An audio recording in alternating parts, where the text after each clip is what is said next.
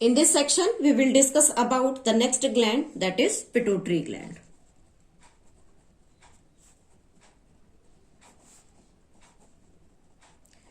Pituitary gland, जिसे हम master gland का नाम भी देते हैं, it is named as the master gland of our endocrine system. और लास्ट वीडियो में हमने अभी स्टडी किया कि किस तरह से हाइपोथैलेमस पिट्यूटरी ग्लैंड की फंक्शनिंग्स को कंट्रोल करता है। यहां हम एक छोटा सा डायग्राम शो कर रहे हैं पिट्यूटरी ग्लैंड को समझने के लिए कि किस तरह से पिट्यूटरी ग्लैंड का लोकेशन स्ट्रक्चर होता है।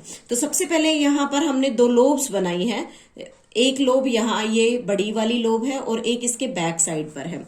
जो फ्रंट में जो लोब प्रेजेंट है that is named as anterior lobe of pituitary gland. इसे पिट्यूटरी ग्लैंड की एंटीरियर लोब कहा जाता है। इसी का दूसरा नाम है adenohypophysis. This is named as adenohypophysis. यहां जो पीछे का हिस्सा है this one is named as posterior lobe of pituitary gland. इसे पोस्टीरियर लोब कहा जाता है और इसका दूसरा नाम है न्यूरो हाइपोफाइसिस। यहां पर ये न्यूरो हाइपोफाइसिस के नाम से जाना जाता है। देन थर्ड लोब जो कि पिट्यूटरी ग्लैंड में प्रेजेंट होती है that is situated between the anterior and the posterior lobe. यहां जो मैंने ये शेडी पोर्शन बनाया है सेंटर में, this portion is known as intermediate lobe of pituitary gland. वैसे तो जो इंटरमीडिएट लोब होती है वो एंटीरियर लोब का ही पार्ट होता है। एंटीरियर लोब टोटल 75% पार्ट को कवर करती है और इस एंटीरियर लोब को लार्जर पार्ट कहते हैं। And this posterior lobe consist of only 25% of the total pituitary gland. एक चीज और हम यहां देख रहे हैं कि डिफरेंट सेल्स हमने यहां बनाई हैं। इन सेल्स को यहां पर न्यूरोसिक्रीटरी सेल कहा जाता है। अभी लास्ट वीडियो में भी हमने डिस्कस किया था न्यूरोसिक्रीटरी सेल्स। एक और इम्पॉर्टेंट थिंग जो हम यहां डिस्कस करना चाहेंगे कि यहां पर जो न्यूरोसिक्रीटरी सेल्स हैं ये डायरेक्टली अपने न्यूरो हार्मोन को पोस्टीरियर लोब ऑफ पिट्यूटरी को ट्रांसफर करती है with the help of these axon terminal. ये जो एक्सोन टर्मिनल यहां बने हैं, इन एक्सोन टर्मिनल की हेल्प से posterior lobe of pituitary gland को directly neuro secretory cells control करती हैं। इसलिए जो पोस्टीरियर लोब का वर्क है, जो फंक्शन है, वो हम अलग से डिस्कस करते हैं कि उसमें कैसे वो काम करेगा। लेकिन जो एंटीरियर और मिडिल लोब हैं पिट्यूटरी ग्लैंड की, ये दोनों हाइपोफेजियल सिस्टम से वर्क करती हैं। हाइपोफेजियल सिस्टम से वर्क करेंगी। इस हाइपोफेजियल सिस्टम में पोर्टल सिस्टम इसको कह सकते हो। इस पोर्टल सिस्टम में आर्टरी और वेन्स होती हैं जो ब्लड की हेल्प से फंक्शनिंग को कंट्रोल करती है। इट मींस न्यूरोसिक्रीटरी सेल अपने न्यूरो हार्मोन को इस हाइपोफाइसल पोर्टल सिस्टम को ट्रांसफर करेगी। देन दिस हाइपोफेजियल सिस्टम जो है वो एंटीरियर लोब और मिडिल लोब दोनों को कंट्रोल करने का काम करता है। तो इस तरह से जो फंक्शनिंग है वो पिट्यूटरी ग्लैंड की कंटिन्यू अपने वर्किंग मोड के अंदर रहेगी। देन अब बात करते हैं कि एंटीरियर लोब ऑफ पिट्यूटरी को हमने एक और नाम दिया था एडिनो हाइपोफाइसिस। देन एक और नाम देना चाहेंगे इसको एडिनो हाइपोफाइसिस के अलावा, this is pars distalis. Then जो न्यूरो हाइपोफाइसिस है it is also named as pars nervosa. और जो इंटरमीडिएट लोब है इसे दूसरा नाम देंगे pars intermedia. So these are the different names of the the pituitary gland. Now अब हम डिस्कस करते हैं इसका origin, location. Now the location of pituitary gland. Location is present in forebrain. Forebrain में प्रेजेंट होता है, लेकिन जस्ट बिलो हाइपोथैलेमस, हाइपोथैलेमस के नीचे वाले पोर्शन में प्रेजेंट होगा। और ये एक डिप्रेशन, एक कैविटी के अंदर प्रेजेंट होता है, present in a depression which is named as sella turcica. Sella turcica, ये सेला टर्सिका नाम की जो डिप्रेशन होती है उसके अंदर प्रेजेंट होता है।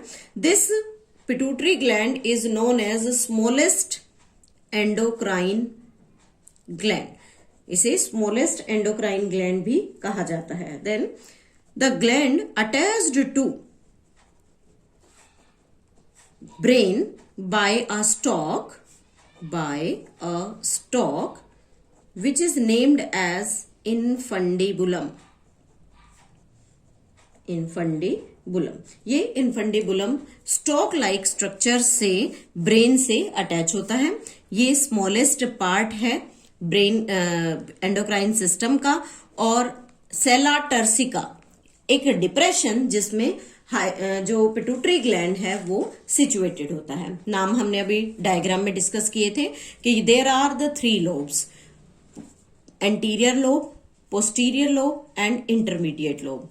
एंटीरियर लोब को एडिनोहाइपोफाइसिस या पार्स डिस्टेलिस कहते हैं। पोस्टीरियर लोब को न्यूरोहाइपोफाइसिस या पार्स नर्वोसा कहते हैं।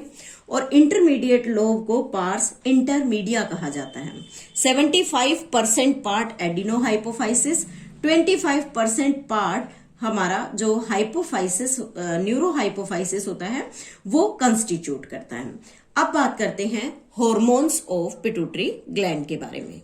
Now there are the different hormones, और हम यहाँ पर जो हॉर्मोन्स डिस्कस करेंगे वो लोब वाइज करेंगे। तो पहले हम यहाँ डिस्कस करेंगे एंटीरियर लोब के hormone.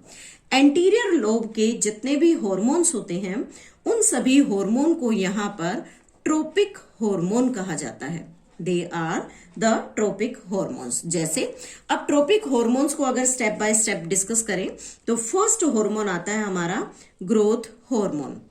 Growth hormone last video में भी हमने डिस्कस किया था। ग्रोथ हार्मोन जिसे GH कहेंगे, और इसी का दूसरा नाम होगा सोमैटोट्रोपिन। सोमैटोट्रोपिन, ट्रोपिन वर्ड जो है एंटीरियर लोब के हॉर्मोन्स के साथ कंटिन्यू रहेगा। इसका काम क्या होता है? It helps in stimulating growth. ये ग्रोथ को स्टिमुलेट करेगा, बॉडी में ग्रोथ को स्टिमुलेट करेगा। और इसकी जो टारगेट सेल्स होंगी, target cells are the cells undergo growth.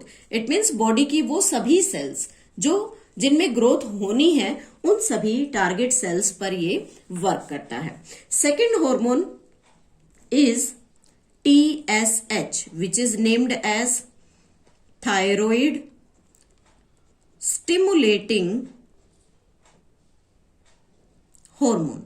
This is thyroid stimulating hormone. जैसा कि हमने डिस्कस किया था, थायराइड स्टिमुलेटिंग हार्मोन हमेशा थायराइड ग्लैंड को कंट्रोल करेगा। और हमने यहाँ नाम लिया था कि इसके हार्मोन को ट्रोपिक हार्मोन कहते हैं, इसलिए इसे थायरोट्रोपिन कहा जाएगा। This is named as thyrotropin, and the function of this thyrotropin is to control the activity of thyroid gland। ये thyroid gland की activities को control करेगा। Then it helps in influencing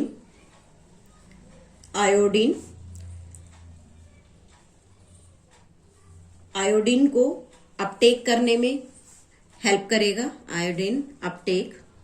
then helps in synthesis of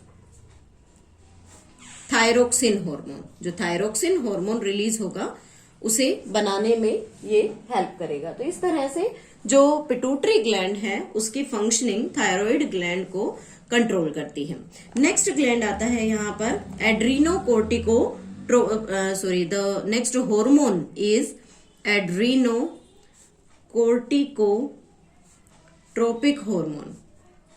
adrenocorticotropic adrenocorticotropic hormone. This adrenocorticotropic hormone always stimulate the adrenal cortex. Last video में भी मैंने discuss किया था, stimulate adrenal cortex part. और adrenal cortex part के hormones को release करने में हेल्प करेगा. Fourth hormone is prolactin hormone. This prolactin hormone is also named as PRL. Prolactin hormone को this is hormone of maternity भी कहा जाता है. हार्मोन ऑफ मैटरनिटी, बिकॉज इस हार्मोन की जो फंक्शनिंग है वो प्रेगनेंसी से जुड़ी हुई है, प्रेगनेंसी के साथ ये कनेक्टेड होती है. और ये कैसे काम करता है? इट हेल्प्स इन एक्टिवेशन और the activates the growth of breast during pregnancy. Pregnancy के दौरान ब्रेस्ट के ग्रोथ को एनहांस करने में हेल्प करेगा. इसी के साथ साथ सिक्रीशन ऑफ मेमरी ग्लैंड, और मेमरी ग्लैंड से जो मिल्क प्रोडक्शन होगा उसमें हेल्प करता है आफ्टर चाइल्ड बर्थ के बाद हार्मोन के हेल्प से मेमरी ग्लैंड से होने वाली सिक्रीशंस को कंट्रोल करने में हेल्प करता है. तो इस तरह से ये बेसिकली हार्मोन ऑफ मैटरनिटी कहा जाता है. Next hormone is gonadotropic hormone.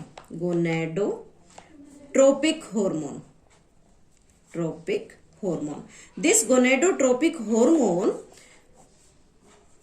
from the pituitary gland release two types of hormone. First hormone is named as follicle stimulating hormone. This follicle stimulating hormone is named as the FSH, which helps in stimulating the growth of ovarian follicle.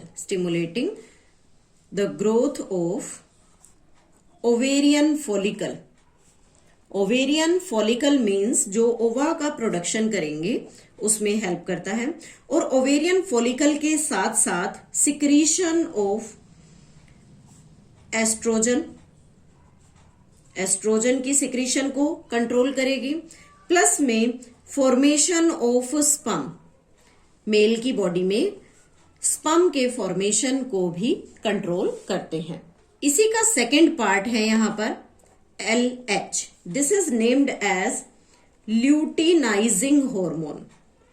This luteinizing hormone stimulate the corpus luteum. ये corpus luteum को stimulate करता है. corpus luteum. corpus luteum एक temporary gland है जो बनता और break हो जाता है ड्यूरिंग द oogenesis प्रोसेस. तो कॉर्पस ल्यूटम को स्टिमुलेट करता है टू सिक्रीट प्रोजेस्टेरोन हार्मोन. ये तो हुआ फीमेल की बॉडी के अंदर वर्क. देन मेल की बॉडी में it works on interstitial cells जो कि लेडिक सेल्स भी कही जाती है, टेस्टिस में प्रेजेंट होती है, ऑफ टेस्टिस. उसमें ये काम करेगा and helps in release of androgen, जिसे यहां हम टेस्टोस्टेरोन का नाम भी देते हैं, उसे रिलीज करने में हेल्प करता है. So this is all about the hormones and the structure of the anterior lobe of pituitary. In the next video, we will discuss about the hormones of intermediate lobe, posterior lobe, as well as the pituitary disorders.